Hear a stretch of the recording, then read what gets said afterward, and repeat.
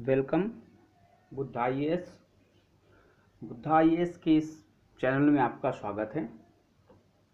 आज हम अपने संविधान की सीरीज में बात करेंगे लेक्चर दूसरे में अपने संविधान में दी हुई अनुसूचियों के बारे में। और कल हमने अपने पहले लेक्चर में देखा था कि भारत के संविधान में कितने भाग हैं। तो हमने भारत के संविधान के 22 भागों के बारे में चर्चा की थी और इसी क्रम में आज हम देखेंगे कि भारतीय संविधान में कितनी अनुसूचियां हैं। इससे अब कल के लेक्चर में हमने जो देखा था कि भाग कितने हैं, तो 22 भाग के बारे में मैंने आपको बताया था कि किस भाग में किस अनुच्छेद से किस अनुच्छेद तक का उल्लेख किया गया है। उससे अगर आज आप पढ़ेंगे तो आपको अनुसूचियां भी आपको क्लियर हो जाएंगी कि अनुसूचियों में किसका किसका उल्लेख है। इससे पहले मैं आपको बता देना चाहता हूं कि अगर आपने द बुद्धा आईएएस के चैनल को सब्सक्राइब नहीं किया है तो आप सब्सक्राइब कर लीजिए, और अगर आपको टेलीग्राम ज्वाइन करना है तो द बुद्धा आईएएस के नाम से ही टेलीग्राम चैनल है, इसको भी आप ज्वाइन कर सकते हैं। मुझे उम्मीद है कि आपका लॉकडाउन धूमधाम से निकल रहा होगा, आप एंजॉय कर रहे होंगे। अब जैसे हम धीरे धीरे आगे बढ़ेंगे, हमारा लेक्चर थोड़ा सा लंबा होता चला जाएगा, तो इसमें आपके लिए कोई तनाव नहीं है। तनाव तो मेरे लिए होगा। आप तो जब चाहें जब पॉज का बटन दबाएं, जाएं मुँह धुल के आएँ, फ्रेश होके आएँ, घूम घाम के आएँ, चाय नाश्ता करें, आके फिर से आप लेक्चर शुरू कर दें। तो चलिए शुरू करते हैं। आज हम भारतीय संविधान की अनुसूचियों के बारे में, कुल 12 अनुसूचियाँ हैं जिनकी चर्चा हम एक से एक करके करेंगे। और हमने भाग पढ़ ही लिए हैं। शेड्यूल जब पढ़ेंगे तो इसके बाद हम अपना संविधान का बेसिक शुरू करेंगे। सिर्फ अभी हम अनुच्छेदों के बारे में देखेंगे। हम सिर्फ ये देखेंगे कि इस अनुच्छेद में क्या दिया गया है। इसके बाद हम बेसिक जानकारी लेंगे कि संविधान का आधारभूत ढांचा क्या है। हम फिर जुडिशरी रिव्यू की भी बात करेंगे। बहुत सारी चीज़ें हैं इसमें कि आपको भाग से और इससे अंदाज़ा एक लग जाएगा कि हमारा संविधान कैसा है, क्या है। ठीक है, तो इसके बाद जब हम पढ़ेंगे कि 9वीं अनुसूचियां हैं, बहुत ही इसमें से कंट्राडिक्शन भी है संविधान में। सर्वोच्च न्यायालय ने, सुप्रीम कोर्ट ने कई जुडिशियल रिव्यू भी किए हैं कि हम किस पे संशोधन कर सकते हैं, किस पे नहीं कर सकते हैं। तो ये सारी चीज़ें हैं।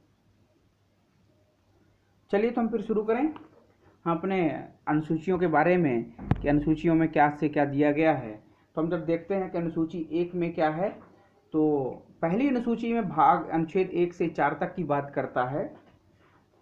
पहली अनुसूची में 1 से 4 तक की बात करता है कि अनुच्छेद 1 में क्या है, अनुच्छेद 4 में क्या है।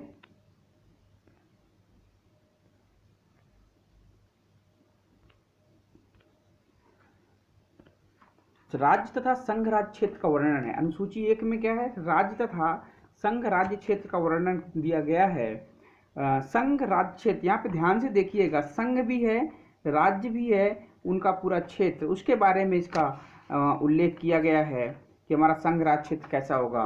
क्योंकि अनुच्छेद 1 में हमने कल बताया भी था शायद आपको कि अनुच्छेद 1 में कि हमारा जो भाग 1 है ना, भाग 1 भी संघ एवं उसका राज्य क्षेत्र भाग 1 में भी उसका विषय है।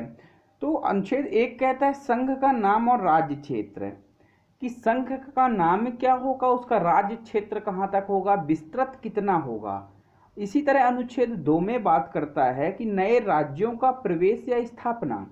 अगर हमें कोई नया राज्य बनाना है या फिर किसी नए राज्य का प्रवेश किसी दूसरे देश से हम उसे लेकर अपने देश में प्रवेश देते हैं, तो उसका उल्लेख हम अनुच्छेद 2 में करते हैं। किस में करते हैं, आर्टिकल 2 में बात करते हैं। आर्टिकल 1 में नाम है, आर्टिकल 2 में नए राज्यों का प्रवेश है। अनुच्छेद 3 में की हम बात करते हैं कि नए राज्यों का निर्माण और वर्तमान राज्यों के क्षेत्रों, सीमाओं या नामों में परिवर्तन। नए राज्य का निर्माण करना है, अगर किसी राज्य से किसी राज्य को काट कर बनाना, जैसे हम एग्जाम्पल ने अभी कुछ हाल ही का कह सकते हैं कि आंध्र प्रदेश से काटकर हमने तेलंगाना बनाया था। तो राज्यों का निर्माण और वर्तमान राज्यों के क्षेत्रों, सीमाओं या नामों में परिवर्तन, कि हमें किसी का नाम भी परिवर्तन करना है। ठीक है, जैसे वो अभी उत्तर प्रदेश को बांटने की बात चल रही है, उत्तर प्रदेश को 4 भागों में कहते हैं बांट दिया जाए, बुंदेलखंड, पूर्वांचल उत्तर प्रदेश और ये पश्चिमी उत्तर प्रदेश। तो किसके तहत हम ये काम कर सकते हैं? अनुच्छेद 3 के अनुसार ये काम करते हैं। अनुच्छेद 4 में क्या है कि पहली अनुसूची और चौथी अनुसूची के संशोधन, ध्यान दीजिएगा, पहली अनुसूची और चौथी अनुसूची। चौथी अनुसूची में क्या है, अभी चौथी जब पढ़ेंगे तो यहाँ क्लियर हो जाएगा आपके लिए। चौथी अनुसूची में आपको मैं थोड़ा सा बता दूं पहले क्या है कि चौथी अनुसूची में राज्यसभा में स्थानों का आवंटन तथा राज्यों तथा संघ राज्य क्षेत्रों से, मतलब संघ राज्य क्षेत्रों से किसमें आवंटन? राज्यसभा में स्थानों का आवंटन। उसमें दिया है अनुच्छेद 4(1) की बात करता है और 80(2) की बात करता है। तो यहाँ यही मैं बता रहा हूँ कि अनुच्छेद 4 में क्या है कि पहली अनुसूची तथा चौथी अनुसूची के संशोधन तथा अनुपूरक, अनुषांगिक और परिणामिक विषयों का उपबंध करने के लिए अनुच्छेद 2 तथा अनुच्छेद 3 के अधीन बनाई गई विधियां, हम आर्टिकल 2 में और आर्टिकल 3 में जो विधियां बनाएंगे उसकी बात करता है यहाँ पे। ठीक है, आई होप समझ आ गया होगा आप लोगों को। तो हम आगे बात करते हैं कि अब भाग 2 में, अनुसूची 2 में क्या बात करता है?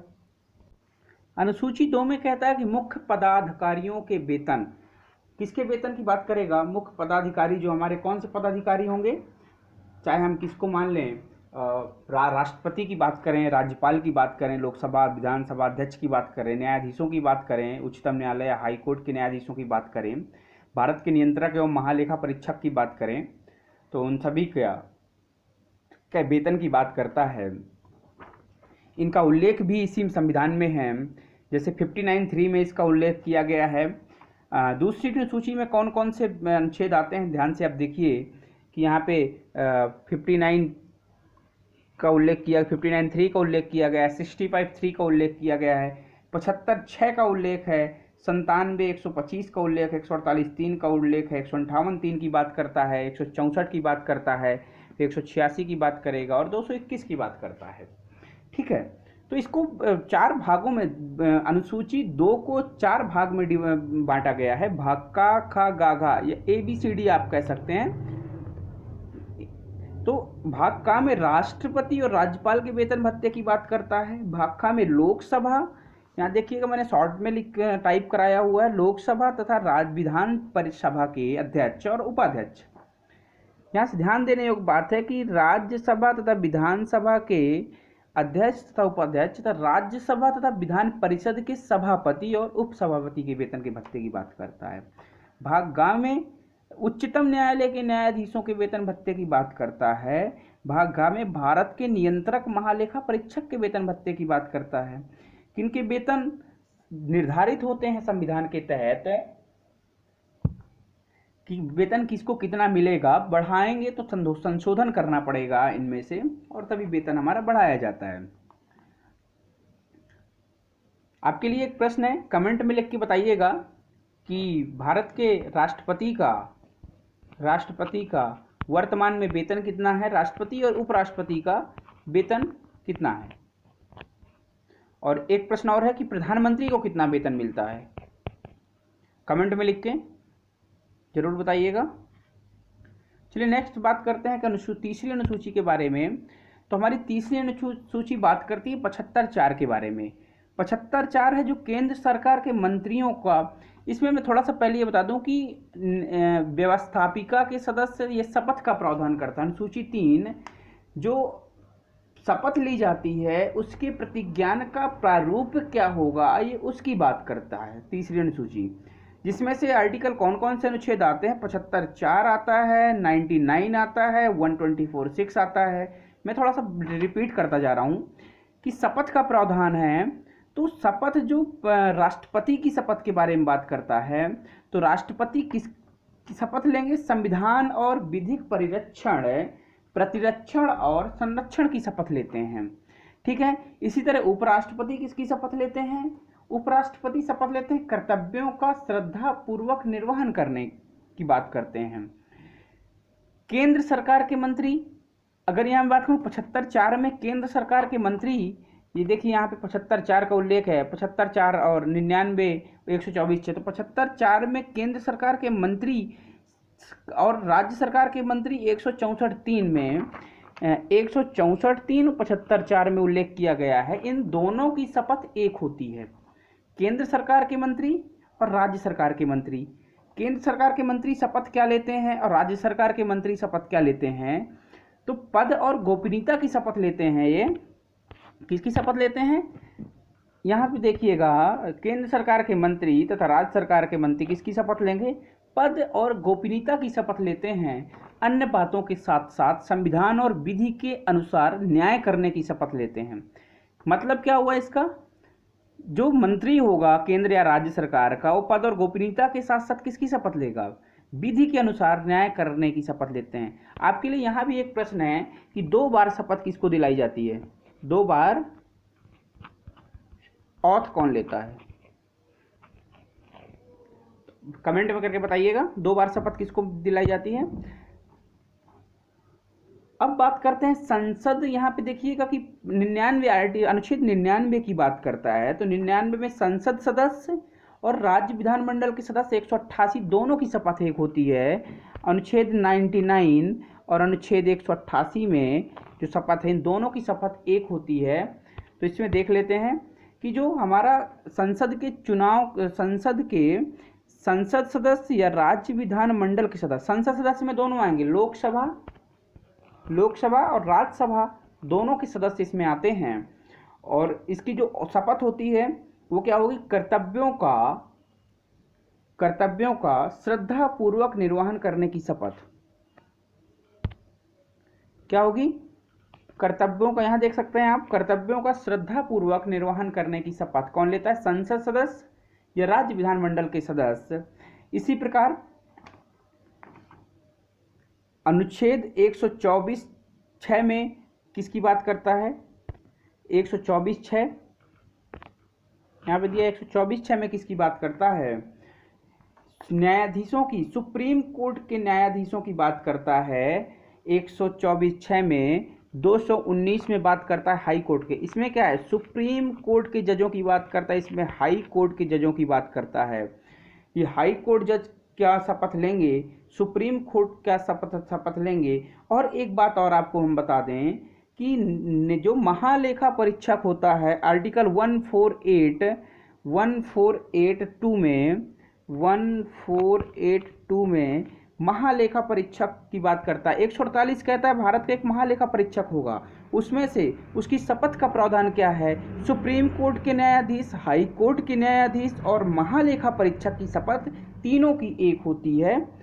वो आप देख लीजिए कि शपथ क्या होगी, कि संविधान और विधियों की मर्यादा बनाए रखने की शपथ। जो हमारे न्यायाधीश और महालेखा परीक्षक लेते हैं वो शपथ क्या लेते हैं? संविधान और विधियों की मर्यादा बनाए रखने की शपथ लेते हैं। ठीक है, समझ आ गया होगा इतना। आगे देखते हैं कि संसद के जो चुनाव पद के प्रत्याशी होते हैं वो शपथ क्या लेते हैं।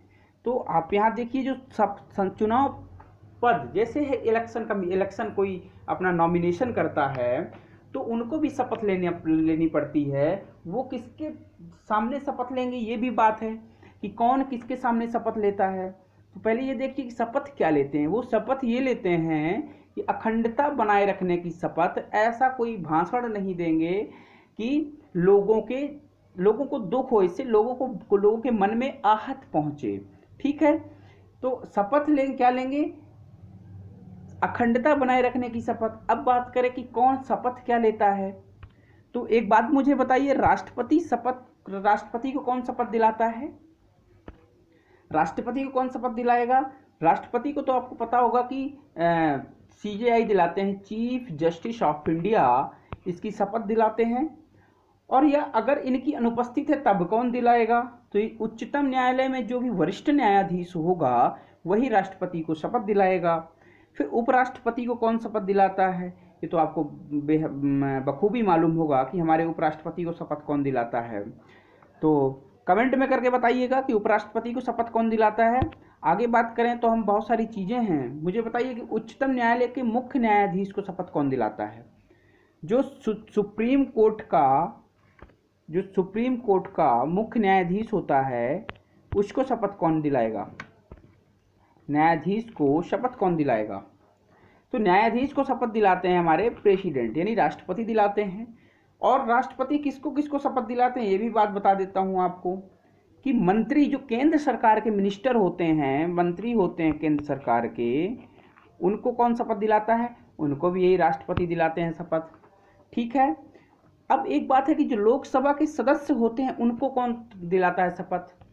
भाई लोकसभा के सदस्य होंगे, शपथ लेंगे कि नहीं लेंगे? चुनाव लड़के जाएंगे, जीतेंगे, शपथ कौन दिलाएगा? राष्ट्रपति दिलाएंगे क्या? जब आपको पता है कि प्रधानमंत्री को शपथ कौन दिलाता है तब आप कहते हो राष्ट्रपति, और मंत्री जो केंद्र सरकार के होते हैं उनको शपथ कौन दिलाता है? उनको भी राष्ट्रपति दिलाते हैं। तो लोकसभा के सदस्यों को शपथ कौन दिलाता है? तो आपको मैं यहाँ बता दूं कि लोकसभा सदस्यों को शपथ कौन दिलाता है? हमारे प्रोटेम स्पीकर होता है। कौन होता है? प्रोटेम स्पीकर होता है, प्रोटेम स्पीकर। इसको शपथ कौन दिलाएगा? अब ये बताओ, प्रोटेम स्पीकर की नियुक्ति कौन करता है? इसकी नियुक्ति राष्ट्रपति करते हैं। और जैसे ही स्पीकर नहीं होता है ये बेटा, प्रोटेम स्पीकर होता है। ध्यान से सुनिएगा, प्रोटेम स्पीकर होता है। इसका काम सिर्फ इतना होता है कि लोकसभा के सदस्यों को शपथ दिलाता है, और जब तक लोकसभा अध्यक्ष का चुनाव नहीं हो जाता तो प्रोटेम स्पीकर उसी के पद में कार्य करता है। ठीक है। तो इसकी नियुक्ति राष्ट्रपति करते हैं। कई बार ये क्वेश्चन पूछा जाता है प्रोटेम स्पीकर की नियुक्ति कौन करता है। और एक बात है, जो राज्य सरकार के मंत्री होते हैं, जो मंत्री होते हैं राज्य सरकार के, उनको शपथ कौन दिलाता है? उनको दिलाता है राज्यपाल। उनको कौन शपथ दिलाएगा? उनको राज्यपाल शपथ दिलाते हैं। ठीक है। एक बात यहाँ मैं और बता दूं आपको, जो मैंने अभी आपसे पूछा था कि जो पद के प्रत्याशी होते हैं, संसद के चुनाव पद के प्रत्याशी होते हैं, यहाँ एक बात और जोड़ लीजिए कि जो विधायक, संसद या जो विधायक पद के प्रत्याशी होते हैं उनको शपथ कौन दिलाता है? वो भी शपथ लेते हैं। वो शपथ लेते हैं अखंडता बनाए रखने की शपथ लेते हैं। आप मुझे कमेंट में करके बताइए कि संसद और विधायक पद के प्रत्याशी को शपथ कौन दिलाएगा? मैं आपको लेक्चर के बाद में इसका आंसर करूंगा। ठीक है। आगे देखते हैं। जो हमारी चौथी अनुसूची है वो किसके बारे में है? हमने अभी 1 2 3 देखा। हमारी चौथी अनुसूची किसके बारे में बात करती है? तो हमारी चौथी अनुसूची में आर्टिकल मैंने आपको बताया था सबसे पहले कि अनुसूची 1 और अनुसूची 4, मैंने जब पहली अनुसूची बात करते समय आपको समझाया था। तो अनुसूची 4 में क्या है? आर्टिकल 4(1) की बात करता है और 82 की बात करता है, जो हमारा कहता है कि राज्यों तथा संघ राज्य क्षेत्र में राज्यसभा में स्थानों का आवंटन क्या होगा? स्थानों का आवंटन कैसे किया जाता है? किसके स्थानों का आवंटन? क्योंकि हमारा 80 क्या कहता है कि राज्यसभा की संरचना की बात करता है ना। तो हमारा 82 किसकी बात करता है? संघ, स्टेट तथा यूनियन टेरिटरी में राज्यसभा में स्थानों का आवंटन क्या होगा? राज्यसभा सब मेंबर किस स्टेट को कितने मिलेंगे, वहाँ की पॉपुलेशन और वहाँ की पॉपुलेशन के बेस पे वो डिसाइड किया जाता है कि कैसे होगा। हम बात करें अनुसूची 5 की, तो हमारी अनुसूची 5 क्या आती है कि अनुसूची 5 में कि अनुसूचित क्षेत्रों और अनुसूचित जनजातियों के प्रशासन और नियंत्रण से संबंधित है। अनुच्छेद 244(1) में इसका उल्लेख किया गया है। इसमें 244(1) में उल्लेख किया गया है। ठीक है। तो अब अनुसूची 6 की बात करते हैं। अनुसूची 6 में क्या है? अनुसूची 6 किसके बारे में बात करता है कि असम, मेघालय, त्रिपुरा और मिजोरम राज्यों के जनजाति क्षेत्रों के, मतलब एसटी की बात करता है, एससी की बात नहीं करेगा। एसटी जनजाति क्षेत्रों के प्रशासन के विषय के उपबंध के बारे में उपबंध किया गया है। आर्टिकल 244(2) और 244(1) में क्या है? अनुसूचित जातियों और अनुसूचित क्षेत्रों और अनुसूचित जातियों के प्रशासन के नियंत्रण संबंध में है। और 244(2) क्या कहता है कि उनके प्रशासन के बारे में वो बंद करता है। ठीक है। 275(1) में भी यही कहा गया है। ठीक है। तो आगे देखते हैं कि अनुच्छेद हमारा अनुसूची हमारी 7 क्या कहती है। हमारी 7वीं अनुसूची में 200 अनुच्छेद 246 की में बात करता है। अनुच्छेद 246 की बात करता है 7वीं अनुसूची। यहाँ आप देख सकते हैं कि अनुसूची दो कितने की बात करेगा, 246 की अनुच्छेद 246 का उल्लेख किया गया है इसमें।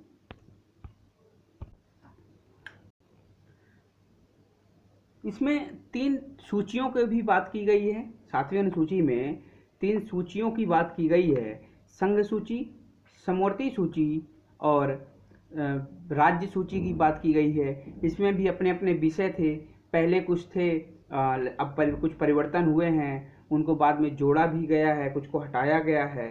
तो वो कम और ज़्यादा हो तो उसमें बीपी हाई लो नहीं करना है आप लोगों को कि पहले इतने थे अब ऐसे क्यों हो गए, तो हम बाद में बता देते हैं कि हमारा। आपको मैं थोड़ा सा यहाँ पे याद दिला दूं कि जो 200 हमारा 45 और 46 है ना, यहाँ पे क्योंकि 246 का उल्लेख आया है तो मैं थोड़ा सा यहाँ जिक्र कर दूं। कल की क्लास में मैंने अनुच्छेद 245 की बात करी थी, 245 से मैंने बात करी थी 263 तक की बात करी थी, 245 से 263 तक की बात करी थी। इसमें क्या है, इसमें संघ और राज्यों के बीच संबंध की बात करता है, किसकी, रिलेशन की बात करता है, स्टेट और यूनियन के रिलेशन की बात करता है, आर्टिकल 245 से 263 तक। इसमें से 3 प्रकार के संबंधों की बात करता है। विधायी संबंध, ये हम कह सकते हैं लेजिस्लेटिव रिलेशन। दूसरा है एक है हमारा लेजिस्लेटिव रिलेशन, फिर दूसरा है एडमिनिस्ट्रेटिव रिलेशन। क्या है, एडमिनिस्ट्रेटिव रिलेशन। तीसरा है हमारा कोऑर्डिनेशन बिटवीन स्टेट। ठीक है, एक है हमारा आर्टिकल 263 क्या कहता है, कोऑर्डिनेशन, राज्यों के बीच संबंध की बात करता है। ठीक है, और आपको बता दो 263 और 263 कहता है राज्यों के बीच संबंध। इसी प्रकार 262 जो है हमारा कई कावेरी जल विवाद था। ठीक है, तो इस तरह के विवाद को, कृष्णा जल विवाद है, इस तरह के विवादों को सुलझाता है राज्यों के बीच में, जो अनुच्छेद 262 में दिया गया है। 262 की बात करता है, उसमें कहा गया है कि जो अंतरराज्यीय नदियों या नदी के जल संबंधी विवादों का न्याय निर्णयन इसी अनुच्छेद के तहत होगा, जिसमें से ट्राइब्यूनल का गठन किया जाता है। फिर वो डिसाइड करती है कि मामला क्या है, फिर मामला क्या है, निर्णय किसके पक्ष में जाएगा। विधायी संबंध, प्रशासनिक संबंध और राज्यों के बीच संबंध समझ आ गया होगा। 246 इसी की बात करता है। 246 संसद द्वारा राज्यों के विधानमंडलों द्वारा बनाई गई विधियों की बात करता है। ठीक है, तो यहाँ हम बात करते हैं 3 सूचियों की, संघ सूची, राज्य सूची, समवर्ती सूची। तो संघ सूची में पहले 47 विषय थे, अब 52 विषय हो गए हैं। ठीक है, 52 विषय बढ़ गए हैं।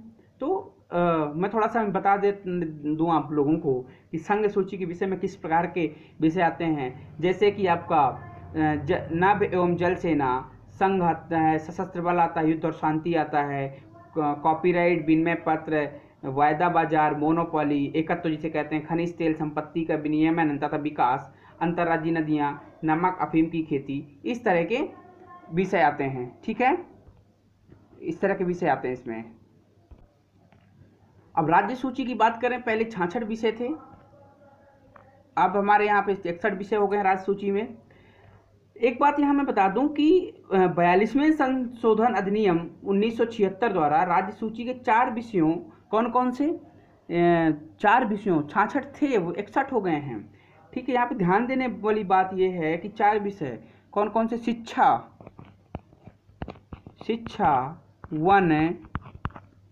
वन्य जीव जंतु तथा पक्षियों का संरक्षण या नापतौल, ये विषय क्या किए गए हैं, समवर्ती सूची में शामिल कर दिए गए हैं। मैं एक बार और फिर से आपको बता दूं, ये विषय किस में शामिल कर दिए गए हैं, समवर्ती सूची में शामिल कर दिए गए हैं। कौन कौन से विषय हैं, एक बार आप ध्यान से देख लो। यहाँ पे शिक्षा, एजुकेशन, वन, जीव जंतु और एक पक्षियों का संरक्षण तथा पक्षियों का संरक्षण और नापतौल, ये 4-5 विषय हैं जो समवर्ती सूची में शामिल कर दिए गए हैं। ठीक है, एक बात और है कि जो सार्वजनिक व्यवस्था, पुलिस व्यवस्था, न्याय व्यवस्था, उच्चतम न्यायालय एवं उच्च न्यायालय को छोड़कर अन्य न्यायालयों का संगठन जैसे कारागार, सुधारालय, स्थानीय शासन, सार्वजनिक स्वास्थ्य एवं स्वच्छता, शिक्षा, कृषि, भूमि सुधार आदि, वन एवं मीन क्षेत्र, क्या किस सामाजिक सेवाएं किसके अधीन आती हैं? यही सब आते हैं राज्य सेवा के अधीन। क्या क्या अपवाद हैं, क्या क्या छोड़ा गया है यहाँ पे, क्या क्या छोड़ने की बात करता है? सार्वजनिक व्यवस्था, पुलिस व्यवस्था, न्याय व्यवस्था एवं उच्चतम न्यायालय एवं उच्च न्यायालय को छोड़कर। ठीक है, तो ये ध्यान देना है कि ये राज्य सूची के विषय के अंतर्गत नहीं आता है, सार्वजनिक व्यवस्था और पुलिस व्यवस्था। ठीक, आगे देखिए, जो हमारा समवर्ती सूची में है 97 विषय थे, 100 विषय हो गए हैं। ठीक है, कुछ हटाया भी गया होगा, कुछ जोड़ा भी गया होगा। तो समवर्ती सूची में 47 विषय थे,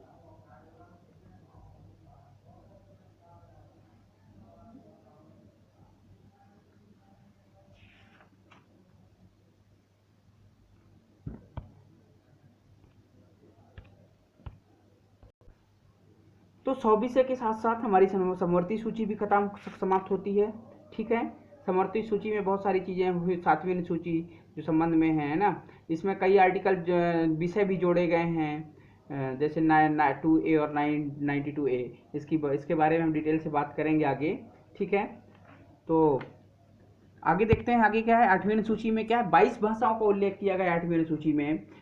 ये हमारा 344(1) की बात करता है। कौन सा अनुच्छेद? 344(1) की बात कर 344(1) और 355 की बात करता है। 344 में क्या है? 344 हमारा कहता है कि राजभाषा के संबंध में आयोग और संसद की समिति। कल की क्लास में आपको याद होगा, हमेशा जब, एक बात मैं आपको थोड़ा सा बता दूं कि जब भी आप बैठे हैं लेक्चर सुनने, पेन और कॉपी को साथ में लें और एक एक चीज़ नोट डाउन करते जाएं, ताकि आपका रिवीजन भी बढ़िया से होता जाए, या फिर कभी आप भूलें तो आप उसको देख सकते हैं। तो जो आर्टिकल अनुच्छेद 344 है, 344 हमारा कहता है कि राजभाषा के संबंध में आयोग और संसद की समिति कि कौन बनाएगा? ये संघ की भाषा होगी। ठीक है, इसी तरह 344(1) में भाषाओं का उल्लेख किया गया है। तो बीपी हाइलो नहीं करना है, थोड़ा सा संविधान उल्टा है लेकिन समझ आएगा, बहुत इतना भी उल्टा नहीं है कि समझ नहीं आएगा, सारी चीज़ें समझ आएंगी एक एक करके, बस ध्यान से सुनिएगा, कुछ छोड़िएगा नहीं। अगर आप सारा लेक्चर ध्यान से सुनते हैं तो कुछ भी छूटेगा नहीं, आपको सारा हर एक आर्टिकल 1 से लेकर 395 तक कराया जाएगा और एक एक गहराई की बात बताई जाएगी आपको। अब यहीं पे 355 किसकी बात करता है? बाह्य आक्रमण और आंतरिक अशांति है राज्य की संरक्षा करने का संघ का कर्तव्य होगा। देखिएगा 395।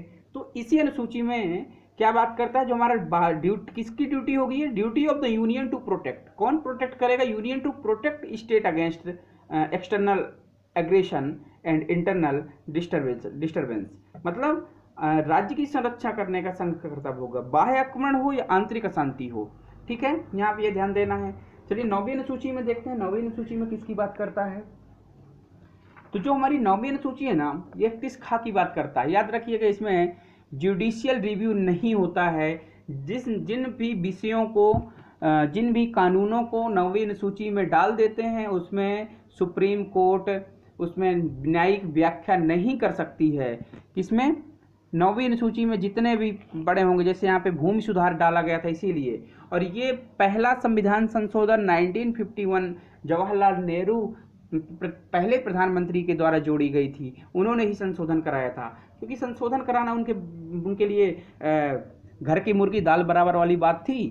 लोकसभा में, राज्यसभा तो नहीं हालांकि उस समय थी, लेकिन लोकसभा में और राज्यों में भी उनका पूर्ण बहुमत था। तो इसलिए वो संशोधन करा के भूमि सुधार को, क्योंकि डिस्प्यूट होता था उस समय, हमारे जो जमींदार वगैरह थे, तो सुप्रीम कोर्ट को बहुत कुछ झेलना पड़ता था। जवाहरलाल नेहरू ने क्या किया? मूल अधिकार से हटा के इसको इधर पटक दिया, जो हमारा संपत्ति का अधिकार मूल अधिकार था, तो एक न्यायिक व्याख्या नहीं हो सकती। बाद में इसमें बहुत डिस्प्यूट हुआ। इंदिरा गांधी के टाइम पर काफ़ी विवाद हुआ सुप्रीम कोर्ट और सरकार के बीच, बड़ा डिस्प्यूट बना रहा।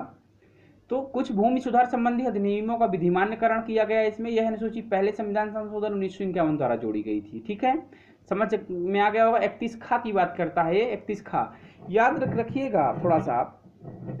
आर्टिकल 13 जब मैं पढ़ाऊंगा थोड़ा सा मूल अधिकार या फिर जुडिशियल रिव्यू की बात करूंगा, तो आर्टिकल 13 और 31 खा की बात आएगी, और इसी के साथ साथ 368 की बात आएगी।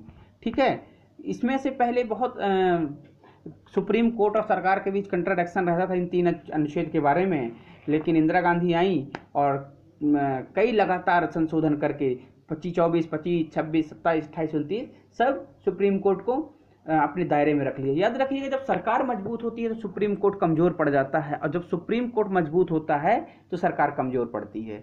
ठीक है, इस सोचिएगा अपने दिमाग से ये हो, इसका कारण क्या है। इसके आगे मैं कभी किसी लेक्चर में आपको ये याद दिलाकर मैं बताऊंगा कि इसका क्या कारण हो सकता है। ठीक है, अगर आपने कल का लेक्चर नहीं देखा है तो पहले आप कल का लेक्चर देखिए, फिर आप इसको देखिएगा।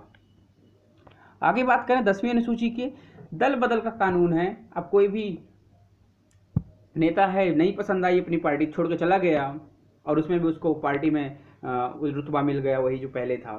ठीक है, तो यही होता है। बाद में इसमें संशोधन करना पड़ा, 52 संशोधन करना पड़ा 1958 में, और 10वीं अनुसूची जोड़नी पड़ी। इसमें कहना पड़ा कि अगर दल परिवर्तन किया गया तो अयोग्यता का प्रधान है। ठीक है, 9वीं अनुसूची क्या कराती है, भूमि सुधार कराती है। 10वीं दल बदलू कराती है। 11 हमारा जो 11वीं अनुसूची है, 11 पंचायत कराएगी और 12 नगरीय विकास कराएगी। तो याद कैसे रखना है 9, 10, 11, 12 को। 9वीं अनुसूची, 10वीं अनुसूची, 11वीं अनुसूची, 12वीं को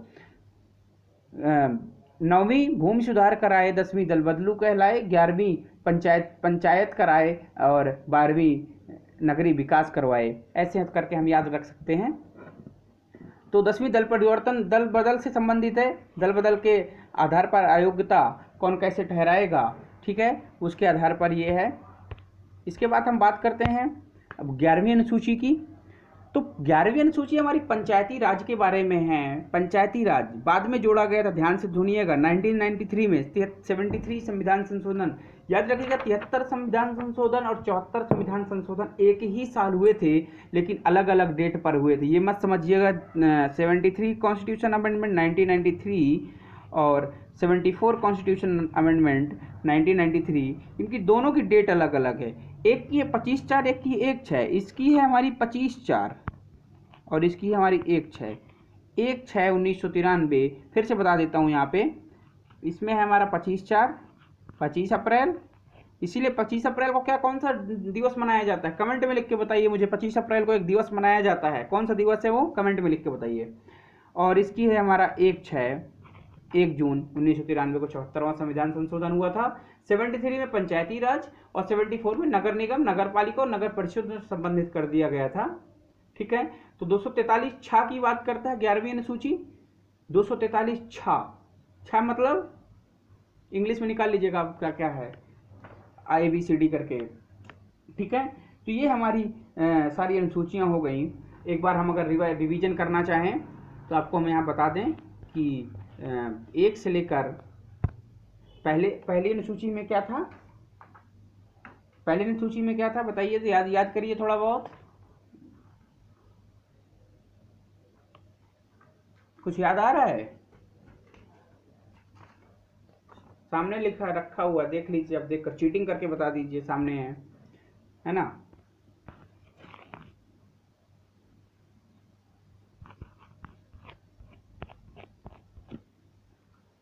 तो आप पूरे वीडियो को ध्यान से देखिएगा। पहली अनुसूची में राज्य तथा संघ राज्य क्षेत्र की बात करता है। दूसरी अनुसूची में मुख्य पदाधिकारियों के वेतन भत्ते की बात करता है। कौन से पदाधिकारी होंगे, राष्ट्रपति, राज्यपाल, लोकसभा, विधानसभा अध्यक्ष, उपाध्यक्ष, राज्यसभा तथा विधान परिषद के सभापति, उच्चतम न्यायालय के न्यायाधीश, भारत के नियंत्रक, महालेखा परीक्षक। ठीक है, इसी प्रकार अनुसूची 2 में बात करता है, अनुसूची 3 की बात करता है कि व्यवस्थापिका के सदस्य मंत्री तथा राष्ट्रपति, उपराष्ट्रपति, न्यायाधीशों आदि के लिए शपथ के लिए जाने प्रतिज्ञान की बात करता है। यहाँ पे एक शब्द का ध्यान देना है, प्रतिज्ञान मतलब प्रारूप। प्रतिज्ञान का प्रारूप क्या होगा, किस प्रकार की शपथ लेंगे। अखंडता बनाए रखने की शपथ कोई लेता परीक्षण, प्रतिरक्षण और संरक्षण की शपथ लेता है, इसकी बात कर रहा है वो। ठीक है, इसके बाद हम बात करते हैं कि चौथी अनुसूची की बात करेंगे। राज्यों तथा संघ राज्य क्षेत्रों में राज्यसभा में स्थानों का आवंटन का, स्टेट और यूनियन टेरिटरी में आवंटन, राज्य कितने राज्यसभा सदस्य जाएंगे और उसकी बात करता है। 5वीं अनुसूची में अनुसूचित क्षेत्रों और अनुसूचित जनजाति के प्रशासन और नियंत्रण के संबंधित उपबंध किए गए हैं। आर्टिकल 244 एक बहुत महत्वपूर्ण है ये। ठीक है, इसके बाद हमारा असम, मेघालय, त्रिपुरा और मिजोरम राज्यों के जनजाति क्षेत्रों के प्रशासन के विषय में उपबंध किया गया है। इसी प्रकार अनुसूची 7 में 3 उप सूचियाँ भी दी गई हैं, संघ सूची, राज्य सूची, समवर्ती सूची। ये बहुत महत्वपूर्ण है कि जिसमें से संघ सूची में 52 विषय हैं, इसके बाद संघ सूची में 52 है, राज्य सूची में 61 हैं और समवर्ती सूची में 100 विषय हैं। तो ऐसे ही याद रखिएगा कि समवर्ती सूची राज्यों और संघ राज्य क्षेत्रों दोनों, समवर्ती सूची में दोनों को अधिकार प्राप्त होता है, लेकिन सबसे ज़्यादा अधिकार की बात करें तो वो केंद्र सरकार के पास होता है। और इसी प्रकार आगे देखते हैं कि 8वीं अनुसूची में 22 भाषाओं का उल्लेख किया गया। 9वीं अनुसूची में कुछ भूमि सुधार अधिनियमों का विधिमान्यकरण है। इसमें आपको याद रखना है, इसकी इम्पोर्टेंट बात यह है कि इसका न्यायिक व्याख्या सुप्रीम कोर्ट नहीं कर सकता है। स्पष्ट लिखा है कि 9वीं अनुसूची में उल्लेख कानूनों की न्यायिक व्याख्या नहीं की जा सकती है, क्योंकि आप थोड़ा सा अगर अपना दिमाग इधर से उधर चलाओ, जब कोई हाईवे या एक्सप्रेस वे बनता है तो सरकार जमीन अधिग्रहण करती है, उसको मुआवजा देती है, उसमें कोई भी सुप्रीम कोर्ट क्यों नहीं चला जाता है। ये ना कहते भैया मेरे पास एक एकड़ ज़मीन है, 1 एकड़ ज़मीन है, बचेगी नहीं, चली जाएगी, उसको देना पड़ेगा, अगर उस एरिया में आएगी तो उसे देना पड़ेगा, ऐसा कुछ नहीं है। आगे देखिए 11वीं अनुसूची की बात करता है, तो 11वीं अनुसूची पंचायती राज, 12वीं नगर विकास कहलाती है। रिवाइज कर लीजिए एक बार। 9वीं क्या कहता है, भूमि सुधार कराता है। 10वीं दल बदलू कहलाती है। 11वीं पंचायत कराता है। 12 नगर विकास कराती है। नगर जब विकास हो जाएगा तो भाई काम खत्म होगा, अब बचा क्या, विकास के बाद क्या चाहिए, और विकास चाहिएगा, फिर इंसान व्यक्तिगत तौर पर अपना विकास करता है। ठीक है, बहुत बहुत धन्यवाद इस लेक्चर को देखने के लिए, पूरा देखिएगा। हाँ, मैंने आपसे एक प्रश्न पूछा था, प्रश्न क्या था, एक मैंने आपसे प्रश्न पूछा था, कुछ याद है आप लोगों को?